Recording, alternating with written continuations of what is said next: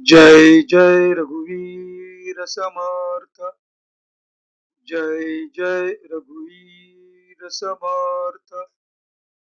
जय जय रघुवीर समर्थ। उपस्थित सर्व श्रोतेजन हो, आपणा सर्वांना चैतन्य आत्म या चॅनलचा नमस्कार। आजच्या या ग्रंथ वाचनाच्या उपक्रमात आपणा सर्वांचे हार्दिक स्वागत। आजचा ग्रंथ वाचनाचा आपला दिवस क्रमांक 155, वार आहे गुरुवार व तारीख आहे 4 जून 2026।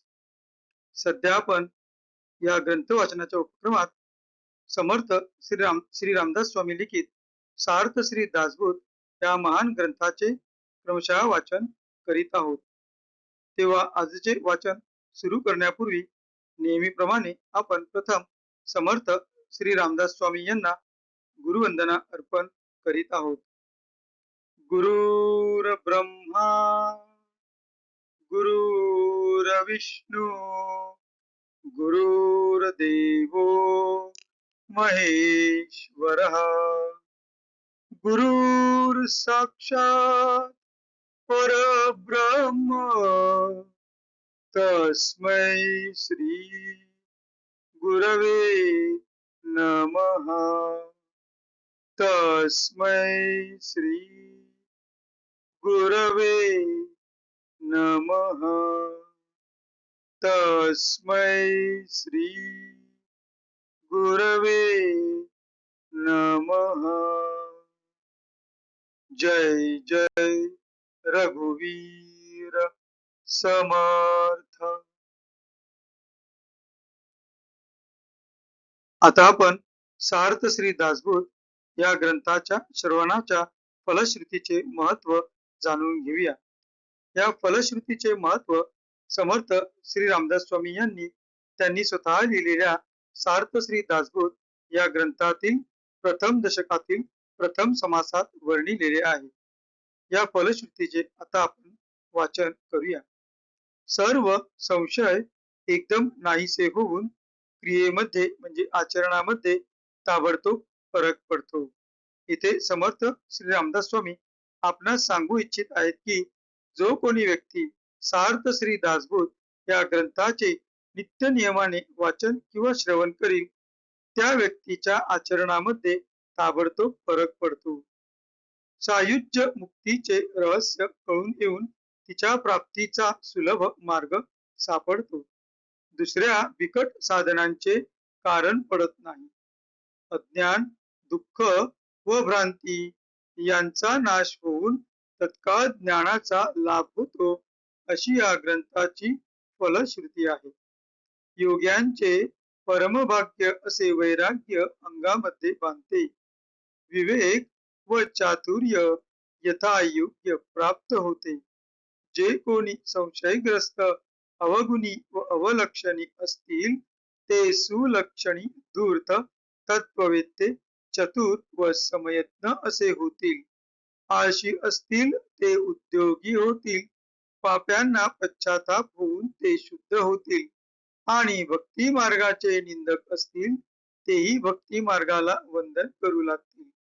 बद्धांचेच मुमुक्षु होतील व मूर्ख अति दक्ष होतील। अभक्तांना भक्ती मार्गाच्या योगाने मोक्ष मिळेल। अनेक दोषांचा नाश होऊन पतित असतील तेच पावन होतील। तात्पर्य, हा ग्रंथ नुसता ऐकल्याने प्राण्याला उत्तम गती मिळेल। देहबुद्धीमुळे येणारे अनेक प्रकारचे धोके, संशयाचे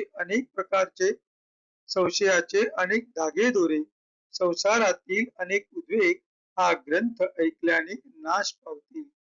हा ग्रंथ ऐकल्याने अधोगती चुकून मनास विश्रांती व समाधान मिळेल, अशी या ग्रंथाची फलश्रुती आहे। ज्याचा भावार्थ जसा असेल तसे त्याला फळ मिळेल। जय जय रघुवीर समर्थ। आता आपण सार्थ श्री दासबोध या ग्रंथाच्या क्रमशः वाचनास सुरुवात करीत आहोत। सध्या आपण या ग्रंथातील दशक मंत्रांचा या 5व्या दशकातील सत्शिष्य लक्षण या 3ऱ्या समासाचे क्रमशः वाचन करीत आहोत. मागील भागात आपण ओवी क्रमांक 41 ते ओवी क्रमांक 50 या 10 ओव्यांचे त्यांच्या मराठीतील अर्थासहित वाचन केले होते. आज आपण पुढील 10 ओव्यांचे वाचन करणार आहोत. आपणासमोर जे पृष्ठ दिसत आहे त्या पृष्ठातील वरून तिसरी ओळ 50 या अंकानंतर लागता सद्गुरु वचन पंथे या शब्दांनी 51वी ओवी सुरू होत आहे. तर तेथूनच आपण आजच्या ग्रंथ वाचनास प्रारंभ करीत आहोत.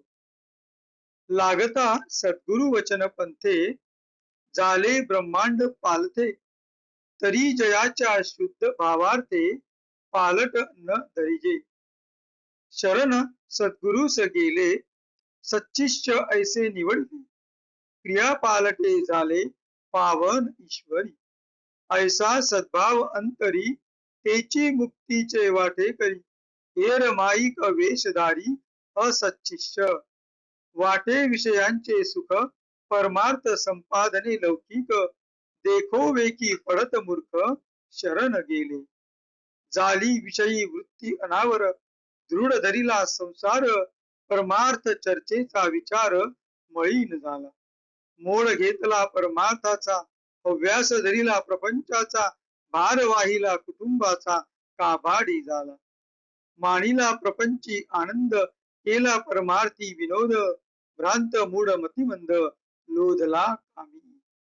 सुकर पूजिले विलेपणे म्हैसा मर्दिला चंदने तैसा विषयी ब्रह्मज्ञाने विवेके बोधिला. रासभ उकरडा लोळे तयासी परिमळ सोहळे उलूक अंधारी पळे तया केवी हंस पंगती. तैसा विषयदारींचा बराडी घाली अधपत्नी उडी तयास भगवंत आवडी सत्संग कैचा. जय जय रघुवीर समर्थ. आता या 10 ओव्यांचा मराठीतील अर्थ आपण जाणून घेऊया. आपणासमोर जे पृष्ठ दिसत आहे त्या पृष्ठातील 51 या अंकाने सद्गुरूंनी उपदेशिलेल्या या शब्दांनी आपण आजच्या मराठीतील अनुवादाच्या वाचनास सुरुवात करीत आहोत. सद्गुरूंनी उपदेशिलेल्या मार्गाने जाऊ लागले म्हणजे ब्रह्मांड कोसळून पडले तरी त्यांच्या शुद्ध भावार्थात बदल होत नाही. त्यांचा विश्वास ढळत नाही. सद्गुरूंना शरण गेल्यावर वरील गुणांनी सच्चिष्य म्हणून कसोटीस उतरले आणि त्यांच्या पूर्व क्रिया पालटून ईश्वराच्या ठिकाणी स्वरूपाकार पावन झाले. असा सद्भाव ज्यांच्या अंतःकरणात असतो तेच सायुज्य मुक्तीचे वाटेकरी होतात. असे शिष्य परम दुर्लभ होत.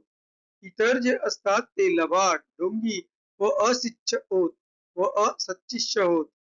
इतर देखोदेखी नुसते वरचे रंग पाहून लौकिकार्थ शरण गेलेले शिष्य अमित आहेत. त्यांना विषयांत सुख वाटत असते.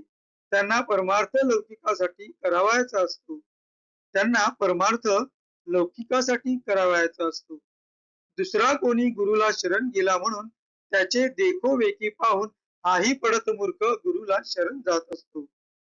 परंतु विषयांमध्ये वृत्ती अनावरपणे गुंतल्यामुळे तो संसारालाच गच्च मिठी मारतो आणि त्याचा परमार्थाचा मोड जळून जातो.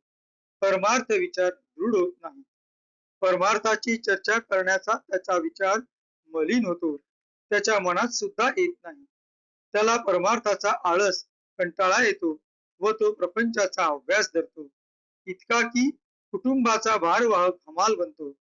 प्रपंचाचे काबाड कष्ट करीत एके दिवशी तो मरून जातो. तो प्रपंचात आनंद मानतो व थट्टेवारी परमार्थ नेतो.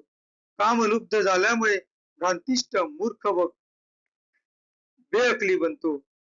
मनात कामविषय अनावर त्यांना परमार्थ चर्चा हा एक विनोदाचा विषय होतो. डुकराच्या अंगाला उटी लावून त्याची पूजा करावी किंवा ठोंग्याला रेड्याला चंदनाचा लेप लावावा म्हणजे जसे निरुपयोगी त्याप्रमाणे विषयी माणसाला ब्रह्मज्ञानाचा व आत्मनिवेदनाचा क्षमा असावी व आत्मनात्मक विवेकाचा बोध केला तरी तो निष्फळ. उकिरड्यात लोळणाऱ्या गाढवाला सुगंधाचा सोहळा कसा मिळणार? अंधारात लपणाऱ्या घुबडाला हंसाच्या पंक्तीचा लाभ कसा होईल? त्याप्रमाणे विषयांच्या दारांतले आशाळभूत भिकारी नीच योनीच्या अधोगरतेतच उडी घालून किचपत पडायचे. त्यांना भगवंताची आवड किंवा सत्संग कुठून मिळणार? विषयासक्तांना ब्रह्मबोध निरुपयोगी होतो. जय जय रघुवीर समर्थ. हा होता ओवी क्रमांक 51 ते ओवी क्रमांक 60 यांचा मराठीतील अनुवाद. आता आपण कृतज्ञतापूर्वक समर्थ श्री रामदास स्वामी यांना वंदन करून आजच्या या ग्रंथ वाचनाच्या भागाची सांगता करूया. शुका सारिके पूर्ण वैराग्य जाचे, वसिष्ठा परिज्ञान योगेश्वराचे, कवी वाल्मिका सारिका मान्य ऐसा, नमस्कार माझा सद्गुरु रामदासा. जय जय रघुवीर समर्थ. उपस्थित श्रोते हो, आपण सर्वांनी आजच्या या ग्रंथ वाचनाच्या भागाचे अगदी मनपूर्वक श्रवण केले, त्याबद्दल आम्ही आपणा सर्वांचे अनेक अनेक आभारी आहोत. आपणा सर्वांना कोटी कोटी धन्यवाद व एक नम्र निवेदन. आमचे रोजचे हे ग्रंथ वाचन जर आपणास आवडत असेल, रुचत असेल, काही ज्ञानबोध जर आपणास यातून होत असेल, तर कृपा करून आपण आमच्या या चॅनलला सबस्क्राईब करा, लाईक करा, शेअर करा व काही मत मांडावयाचे असल्यास तसे कमेंट मध्ये लिहा, ही आपणा सर्वांना नम्र विनंती. जय जय रघुवीर समर्थ. भेटूया पुढल्या भागात.